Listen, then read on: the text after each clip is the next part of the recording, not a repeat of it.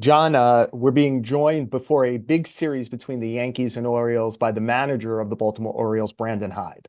Yes, kudos for you for getting Brandon Hyde, friend of the show. We love having him on. This is his second appearance, and it's a terrific guest. And certainly, this is a very big series now between two excellent teams, the Yankees and the Orioles. A lot to ask Brandon Hyde. I'm really looking forward to this. Yeah, definitely a lot to ask him. Holliday, Henderson, Burnes, etc. The big series against the Yankees. John and I will talk about the Yankees. Do they have any problems, even though they're sitting with the best record in the league? And the Mets are suddenly hot. We'll certainly talk about that too. We'll play hit and error at the end if you stick with us on the show with Joel Sherman and Jon Heyman.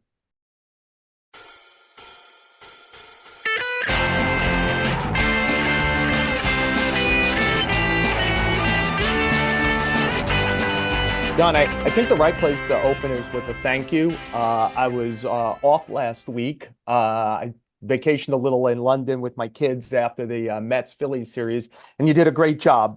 Co-host, our friend Mike Vaccaro, and getting John Sterling. So I thank you for doing such a great job. Oh, sure. And, Well, and thanks to Tommy Hogan, too, for getting yes. down there and pretending he lived nearby John Sterling, North Bergen, I think he said he lived, because we had him camped out. He was kind of stalking Sterling, and he seemed to enjoy it and did a great job setting up his computer.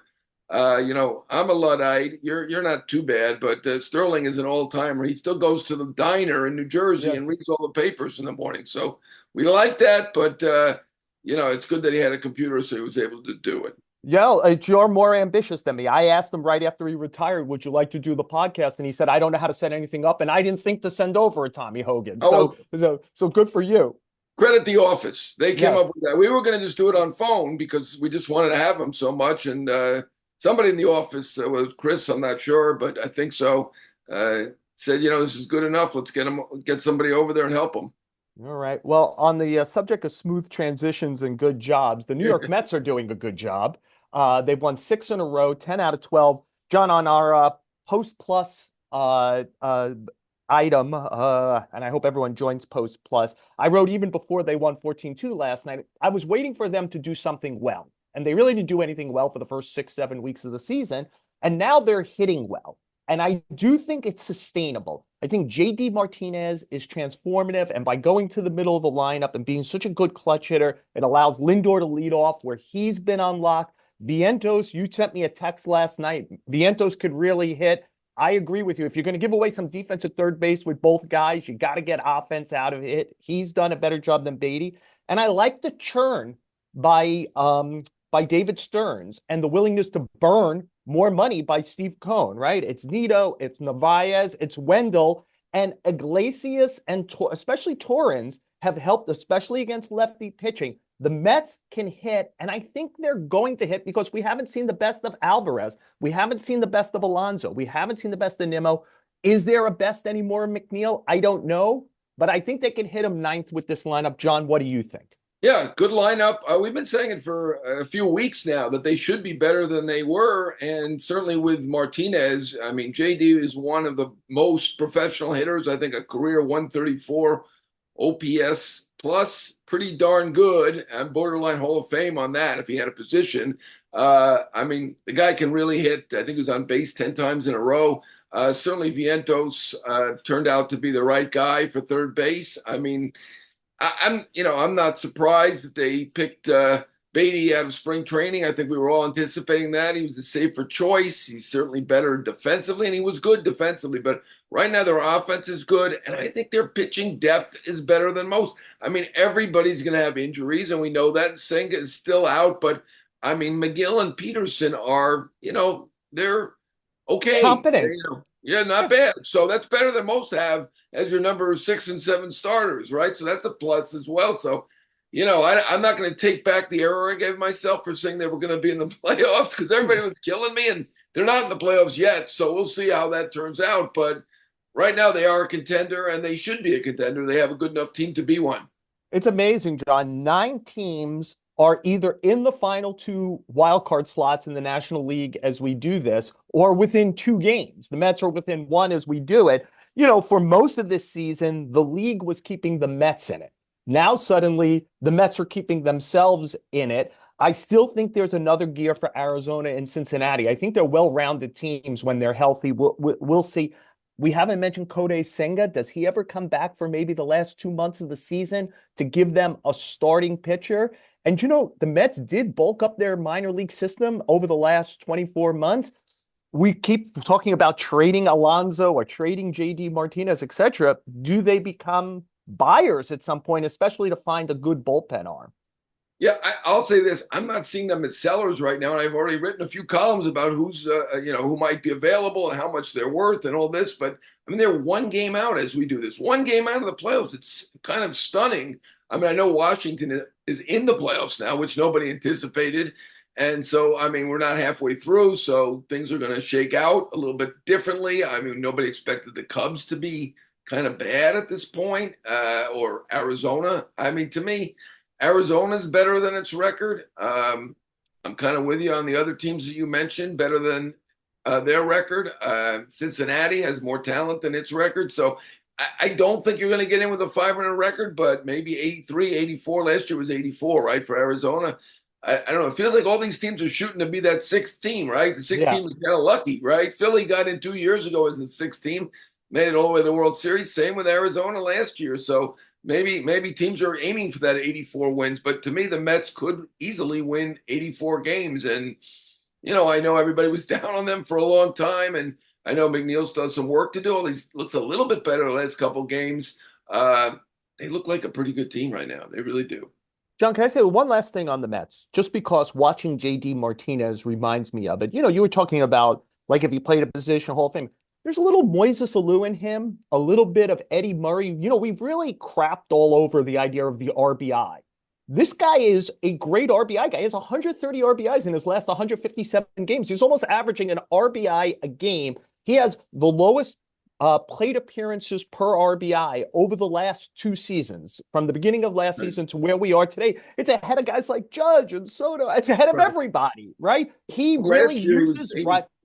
it was amazing last year. I mean, he hit over 30. What, he had 33 home runs or 34 home runs in 100, barely over 100 games. So his home run percentage was right there with Judge and people like that. So he obviously had a great year last year. Obviously he was with the Dodgers, so good offensive team. But I mean, the guy can hit. He's always hit. He hit in Arizona, he hit in Boston, he hit in Detroit. Obviously, it was weird that Houston, and I was in that spring training site when they cut him, and which I didn't remember that David Stearns was actually an assistant GM at that point. But Stearns said, "Hey, we blew it.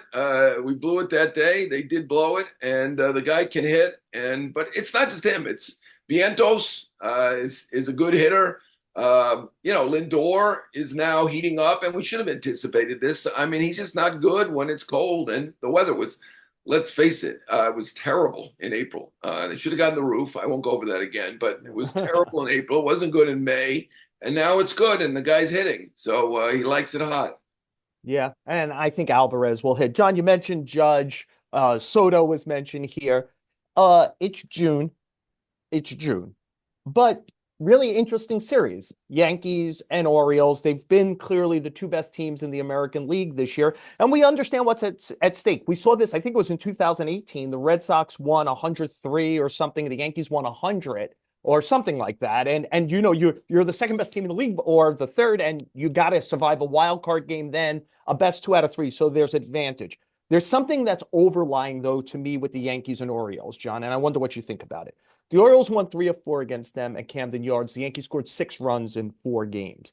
It feels like the Astros, who haunted the Yankees for the past 7, 8 years and beat them in the playoffs 4 times, 3 ALCS. Is there a baton pass? The guys who helped do the thing in Houston kind of did the same thing here in Baltimore. They tanked into high draft picks. They did great with it. Henderson, Westberg, Rutschman. I think at some point Holliday will be part of this. Are they about to haunt the Yankees now? Like to me, the Yankees have to establish that they are better than this team, even in June. You think I'm overstating it? Well, I mean, I think Yankee fans probably are thinking like that, and they're nervous about it. I know they're upset. The team is 50-24, so they've been the best team in the league. And all we're hearing about now is, all the issues that they do have, and they definitely do have some. Certainly on the infield, as you point out, reported Ben Rice up now. So, they're taking a bit of a flyer. They realize they're not in great shape offensively in that infield. So, they're taking a little bit of a gamble to call up a guy who just got up to AAA. He's doing well in the minors. Dartmouth man. They love him. Left-handed hitter. But look, hey, the Yankees are 50-24 and taking a gamble now. So they know that there are some issues with this team. I mean, I was in Boston. The 9 stolen bases by the Red Sox pointed out a flaw that we didn't even know existed. We did know that first base, second base, and third base weren't that productive for the Yankees. And I mean, well, the bullpen has been good, and they somehow always form a pretty good bullpen. Credit to them for that. They really don't have the track record. At least the names there don't have the track record, and you got to wonder about that too. So, it feels like there are a lot of issues with the 50-24 team. Maybe that's just we're in New York and we're overanalyzing and looking at things a little bit too carefully, but it does feel that there are some issues. Yeah, John, look, they're in it to win it all. So the criticism is not that the Yankees haven't been exceptional. You're looking for what would keep them from winning it all. We're holding them to the higher standard. There's no grading on a curve here. The Yankees, the Orioles, the Phillies, the Dodgers, they've been kind of the super teams so far this year. And by the way, the Yankees have played 2 series against super teams and lost to the Dodgers and Orioles. So this is how we are judging them because we're expecting the best out of them. Ben Rice is coming up. I think they have like 30 days to figure out, is LeMahieu going to hit? Can Rice hit in the major leagues? Is Glaber going to wake up? To me, there's no doubt they're going out and getting at least 1, if not 2 relief pitchers, and they'll hope that their starting pitching stays healthy and they don't have to be in that bucket. So I think there's 30 days here to figure out, do they need another bat and who might that bat be? Because, John, just to go back to what we were talking about earlier, with so many teams crowded in the National League thinking they could get to those 83, 84 wins, how many sellers are there actually going to be in the sport? And it's going to be the bad teams, and they're bad teams because they don't have very many good players. Yeah, I'm not seeing a ton of great first basemen or second basemen out there on the market. I don't think Alonso is going to be out there as we do this now. I mean, things can turn around, but I mean, they're in the race. As you said, there's basically only 5 teams that look like surefire sellers. So it's going to be pretty slim pickings, and I don't think they want to spend. If you pick up a first baseman making, let's say, $20 million, which is middle class for a slugging first baseman, you're still paying the $10 million to go plus the tax, which is another $10 million. At $20 million, do you want to add that? I mean, I don't blame them if they don't want to. I do agree they're going to concentrate on the middle relief. The Yankees are different. All these teams are looking at what they need to do better, but the Yankees are different because they set it up with all their slogans and the MO about how, it's World Series or bust. I don't know that the other teams are quite to that degree. I mean, George Steinbrenner set that up for good or bad. I mean, maybe it spurred them on to some World Series. I don't know, but it certainly is a worthy goal. But, it does feel like we're being hypercritical for a team that's won more than twice as many games as it's lost at this point. And I think we should add this just as we close up this segment. Won twice as many games as they lost without Garrett Cole, who will start the middle game of this series Wednesday night, probably good for about 90 pitches in that. And so now they get the boost of what they always dream, Cole, Soto, and Judge all going round and round at the same time. Right. I mean, Soto and Judge have been incredible. I mean, they are MVP candidates. I mean, probably Judge leads. Now I try to do for an early story, who's the MVP, polling the people in the clubhouse. And most of the players and personnel stayed away from it. A couple people kind of lean Judge. Judge very nicely said it's Soto. I actually could see it being Soto because he's been consistent and he's transformed this lineup, as we talked about last week or a couple weeks ago. They've been incredible. If Cole's himself, they have 3 of the best 10 players in the sport. That certainly gives them advantage. But they are going to need help, and they do realize it, and they're going to need better performances out of Glaber. They're going to need something out of first base, something out of third base, and you're going to need a little more consistency out of the bullpen. Although, I mean, I'm talking bullpen. I just saw a game where they were, in it within 4-3 and lost 9-3 because of the bullpen. But the bullpen's been pretty good. I have to be fair about this, but that's going to be their focus to improve, but not because it's been bad. It's been a lot better than the hitting on the infield. It's just that there are going to be more relievers out there. It's easier to improve, and you certainly don't like to blow the games that you're, leading. So that's going to be, and it's cheaper to get bullpen pieces than to add a slugger to the team. Yeah, and I don't think they trust Caleb Ferguson and Victor Gonzalez, so I think they got to try to find a lefty, and I think they'd love to find somebody else who could pitch in the last 6 outs of the game. John, we mentioned the series coming up, Yankees-Orioles, as big a series as you're going to see in June. Brandon Hyde, the manager of the Baltimore Orioles, joins us next on the show.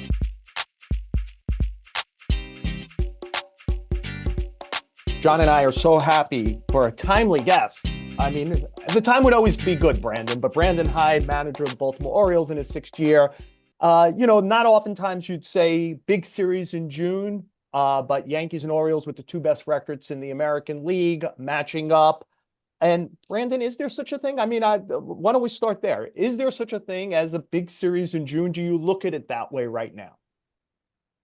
Well, I mean, I think anytime we're playing a team that we're fighting for a division with and playoffs and a lot of things that both teams have big goals this year and we're playing each other. I think that's makes for an exciting series. We haven't played them in New York yet this year. We only played them 4 games back at home earlier in the year. But it's just one of 4 series that we're going to be playing against the Yankees. But kind of where we are in the standings and how the season's going, I think it's a big series.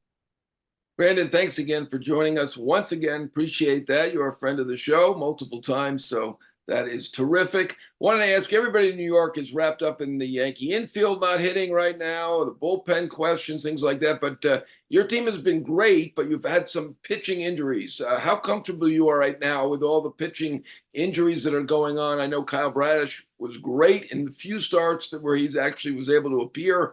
How is he doing? How are the rest of your pitchers doing?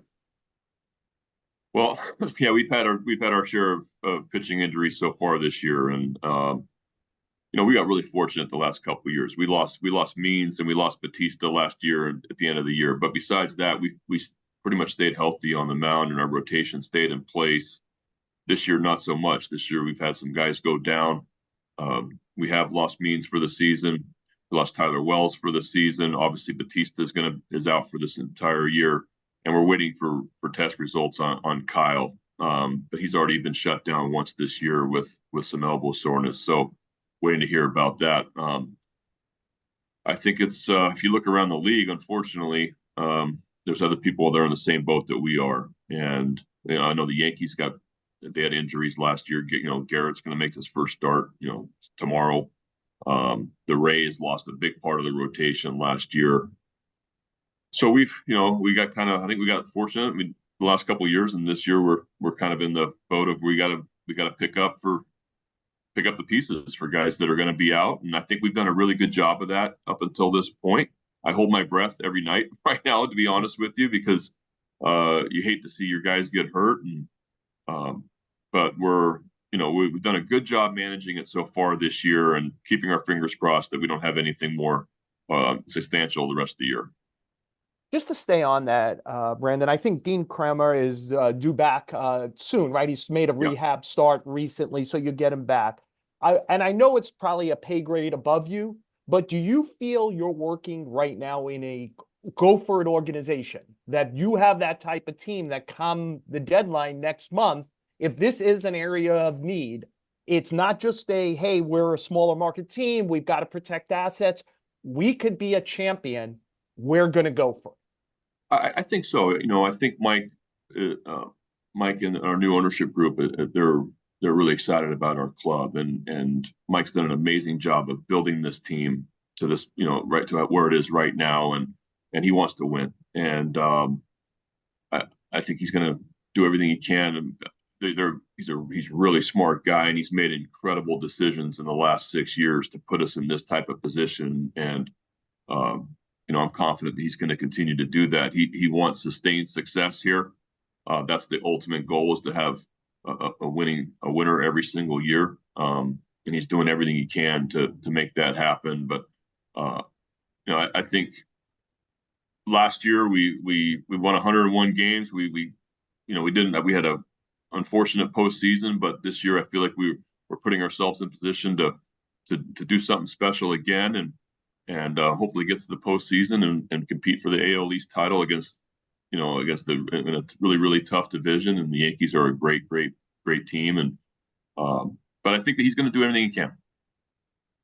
I was up in Boston, and in Game 74, somebody discovered that you can run on the Yankees. The Red Sox have three guys who are fast, and yet they were able to steal 9 bases in a game. Now, that might have been particular to Stroman. I don't know. You've got three guys who are fast, right? Mullins, Mateo, and Henderson. Are you going to be able to run wild on the Yankees? Is this a weakness that was just discovered by Alex Cora in game number 74? Yeah, I watched that. I think it's a little bit blown out of proportion just because some of it were first and thirds, and the Yankees just decided not to throw through or do a crash play with a middle infielder, or an arm fake type of situation. Also, I think that it was more of a matchup based. Maybe they had Stroman's timing right, and we've given up stolen bases a couple games too, and we have to make some adjustments from there. And I think it's more of circumstance. I think we're going to be aggressive when we feel like we need to be aggressive. And I do have some guys that can run. We don't run just to run, but we run to put pressure on the defense. And we feel like in smart times and in the right matchups and all that kind of stuff. So I think that was more of just, if it was 5 stolen bases the other night, it wouldn't be a story, but because it was 9 and there was first and thirds and it was on ESPN Saturday Night Baseball, I think it got a little more pub than normal. Brandon, you hinted at the team you were going to become in 2022. You mentioned winning 101 games in the division last year. Does it feel different? You are no longer the hunter. You are a bit of a hunted team. Everyone knows how good you are. Is it different for your ball club and for you this year? Yeah, I think I think last year, we came off 83 wins and we were an exciting team. We got off to a good start last year. Not a great start. Not the Rays got off to an amazing start last year, but we were playing really, really good baseball. I think right about now is when people kind of started taking notice a little bit. We had the best closer in the game, and he was winning. He was helping us win a ton of games in Felix. And we were playing, it seemed like a one-run game every single night for a lot of the year last year. And we played close games again this year. But I think right about now is when people started taking notice. And this year, you go into this year, we add Corbin Burnes. We don't have Felix, but we add Craig Kimbrel. And so the expectations are high, and we have our guys are performing. And that's the bottom line is these guys, Gunnar Henderson, Jordan Westberg's been unbelievable, Adley. So our young players, Colton Cowser's come into his own and had an incredible rookie year so far. Our young players are playing really, really well, and they're fun to watch. So I think there's more eyes on us, and I think we're aware of that. And I think our guys are handling it incredibly well. We've had this ridiculous stretch right now of who we just have played, and we played 14 games in our division in a row. Then we go Braves, Phillies, and won every series except for one where we split. And so and with all these pitching injuries on top of all that, so there's nothing to complain about. We're like the brand of baseball we're playing. This is going to be a really tough series. We're facing Nestor, Cole, and Heel. That's no small task. And Grayson and Burnes aren't pitching in this series, and so we have to do it with some guys that maybe we didn't know we're going to be in our rotation to start the year, and hopefully we can stay in some games and win a couple of these. You mentioned Gunnar. Everyone around here and a lot of the people who watch and listen to our show are New Yorkers, and they all think that Aaron Judge is the best player in baseball and that the MVP race is between Judge and Soto. Tell me about Henderson. Is he a candidate to win the MVP? Do you think he's the MVP? Oh, he's got to be a candidate. There's no doubt about it. This is a special player. This is a 22-year-old shortstop that's playing Gold Glove defense. Makes the routine play, but can also make the great play, and makes the play in the hole as well as anybody I've ever seen. The way he's really good. His clock has improved so much defensively, and that's because he's playing shortstop every day. Last year I played him at third quite a bit when Mateo was playing short. And this year he's playing shortstop every day. His clock is improved. The arm strength and the range for a guy that's 6'4", 220 I don't see that around the league. And then that's just the defense. And then the bat is game changing. And he's sitting at the top of our order with 22 homers. I think he's got 8 leadoff homers to start games. But he's also a good hitter that's just not pull side, that can backside you, that can drive the ball the other way, that can hit singles the other way. And then you take all that with a plus runner. So there's a lot of things to like about his game. There's a lot of things to like about him being 22 years old and what he kind of player can be. He's had an MVP season so far this year. I know a lot of other players have had really good years. Judge is off to an amazing start. Soto's doing what he's doing. So you can't. I'm definitely not taking anything away from those guys. And Bobby Witt Jr. is an incredible player. But Gunnar should be right in there with all those guys. You know, a player we thought was going to be on a quick rise this year was Jackson Holliday. He opened. Only went 2 for 34 for you guys with 18 strikeouts. I think he was just put on the IL in the minor leagues with a shoulder injury, and his numbers in June, maybe it was because of the shoulder, weren't very good. Like, he was so explosive last year. I want to preface this by saying Jackson Holliday doesn't turn 21 until December. So we're talking about a young guy, a very, very young guy who was the #1 prospect in the sport pretty much coming into it. What is your view of where he is and where he needs to kind of get to get back on your very, very excellent team? I think what you said, he's 20, and it's not easy playing the big leagues. And he had 1 full year in the minor leagues and had 40 something at bats in AAA before his major league camp this year. And also on top of that, we're asking him to play second base, which he's played shortstop his whole life. So I'm not worried about Jackson at all. I think Jackson's going to be a great player. Love his makeup, love his tools. He's going to be a really good defender, and he's going to hit. And just at where we are right now, we feel like more time in AAA is more important thing, to get more at bats, to see more upper level pitching, to see more left-handed pitching, et cetera. Because we don't want to bring him up here to platoon. We want him to bring him up here to play. And it's okay. There's nothing wrong with being 20 years old in AAA and have a 900 OPS, which is what he's doing. And yeah, right now he's on the shelf for a little bit, but he'll be back. And we'll see what happens the second half of the year. But we're all really excited about Jackson. And he's going to be a big part of this club, whenever that is, going forward in the future. Corbin Burnes, in past years, if the Orioles had Corbin Burnes and he's a free agent after the year, there would be no chance that they would be able to keep him. And even when he was acquired, we thought this was a one-and-done situation, chance to win, 101-win team, getting an ace pitcher. You now have a new owner. And I'm hearing of some optimism of keeping him. Obviously, you're not in the front office, but you get a sense, I think, of whether there's any possibility. I mean, is Corbin Burnes just there for the year, or is there some hope that perhaps he could stay longer? Yeah, I don't know that. I mean, who wouldn't want Corbin Burnes? This might be the most consistent good starts I've seen maybe since Arrieta. We had Jake in 16, 17, 15, 16, 17. This is 6, 7 innings, spent every time out, 3 runs or less. Usually it's 2 runs or less.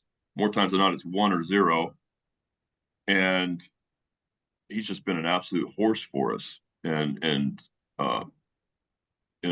what he's done for our other guys too. We don't have a ton of experience in our rotation, and Grayson Rodriguez is in his 2nd year, and you see what Grayson's doing right now. And for me, a lot has to do with watching how Corbin prepares every series for every game. Stuff that people don't see, the in between start work, but also just how he competes and how everything's pretty much knees and below with 3+ pitches. The super competitive, unbelievably aggressive, understanding command is still important, and Grayson has been watching that. So there's 30 teams that would love to have Corbin Burnes. I'm sure we're definitely one of them. I'm just enjoying watching him pitch every 5 or 6 days for us right now, and we'll see what happens. Brandon, when you go to your, say, baseball reference page for the Orioles, you go up and down the list. We're talking about lots of players having outstanding years, well over 100 OPS plus years. The one that sticks out is Cedric Mullins, who has been such a good player for you leading up to this year, who is not performing at that level. 189 average, 563 OPS. With your expert eyes and someone who knows this player well, pretty much managed him his whole career, what are you seeing? Why is he struggling? Well, I think, yeah, Ced's been a 30-30 player for us. And Ced first half last year might have been our best player. And then he got banged up injury-wise and was kind of playing banged up the second half and didn't finish the season as well as he started it. This year for me, he's just been a little bit in between. And when I mean in between, they're pitching him, they're really crowding him. And so they're crowding him and then they're throwing soft stuff underneath. And he's having a tough time for me being on time with the elevated fastball. And then kind of it's opening him up a little bit. And I've seen the last couple of weeks, I've seen much better at bat. So I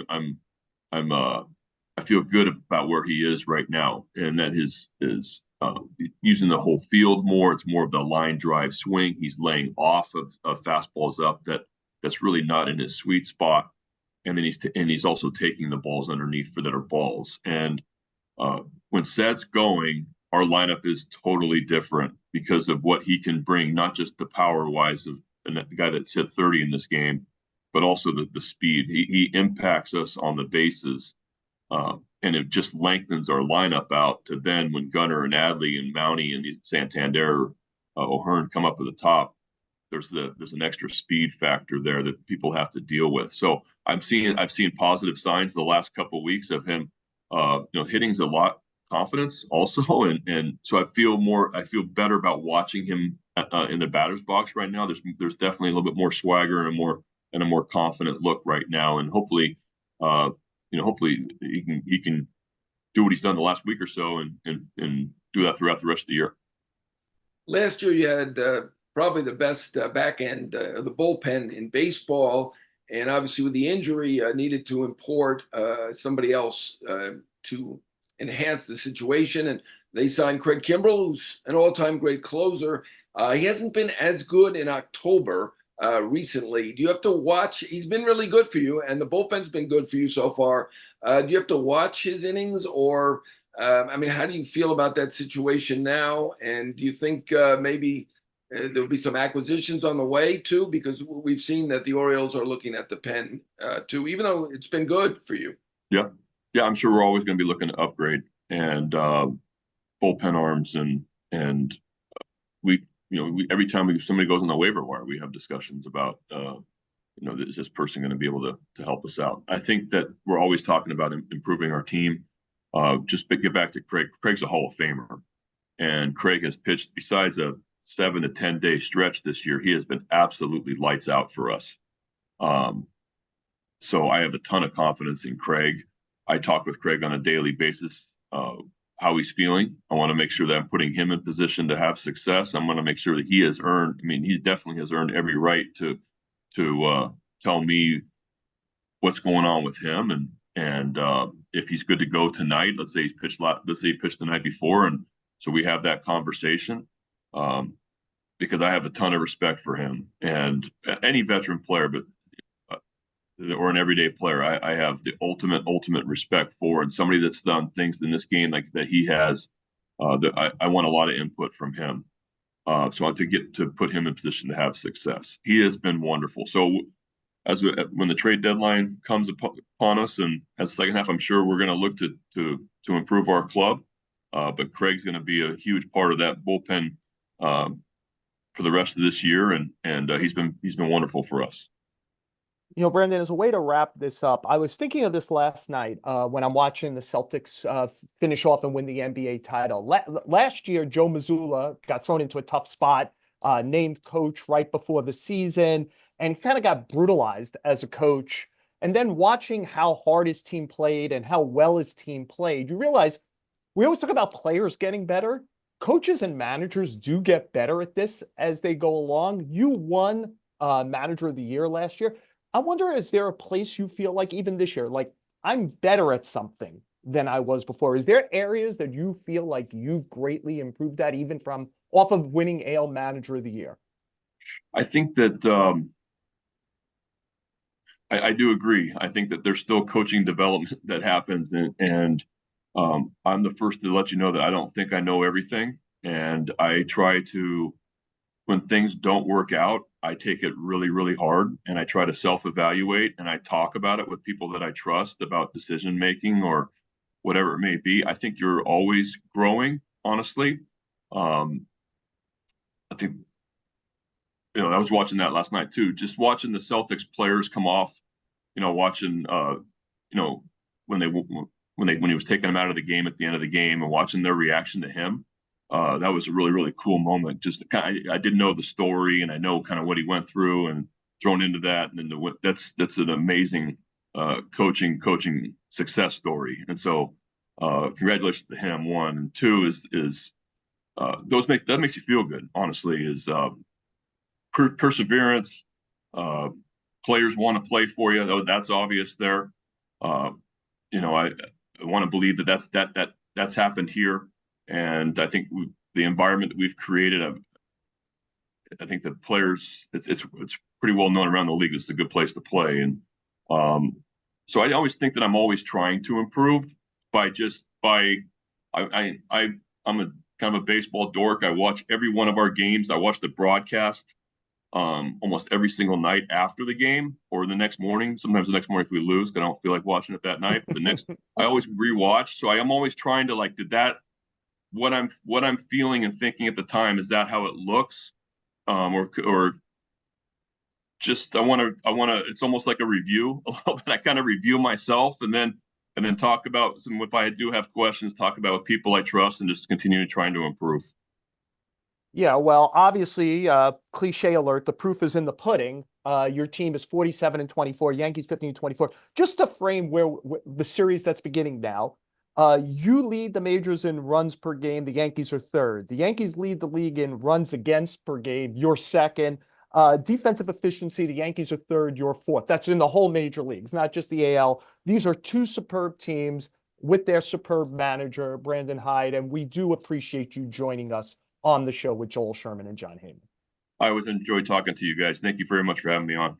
All the best, Brandon. All right. Thanks, Brandon. Thank you.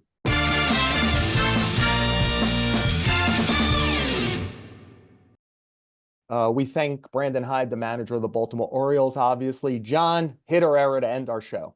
I'm going to do a combo, a little bit of hit and certainly an error. I praise MLB for cracking down on gambling in the sport. Certainly, we need to have gambling out of baseball. The error is very unfortunate. Pat Hoberg now implicated in gambling. We shall see what the final result of this is, but he is one of the best umpires in baseball, unfortunately. So this will be a big loss for baseball if it isn't resolved a little more favorably for him.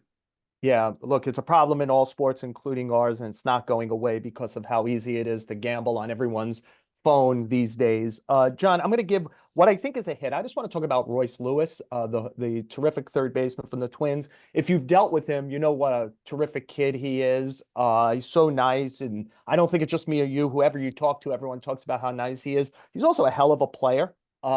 Unfortunately, he's had terrible injuries. He had 2 torn ACLs, so obviously missed, like everyone else, a minor league season with COVID. He was on the IL 3 times last year. He played opening day this year. Midway through opening day, he suffered a quad injury. And every time he comes back, he hits a home run in the first game of the first at back. He has 28 homers in 94 career games combined between the regular and the postseason. This feels a little Byron Buxton. I think we all would have said the same thing about him a couple of years ago. And Buxton isn't playing as well anymore because of the accumulation of injuries. Correa, 2 teams failed him on a physical, and yet he's playing like a high-end, like near MVP candidate. Again, this year, though, in the American League, it's hard to break into the top 4 or 5.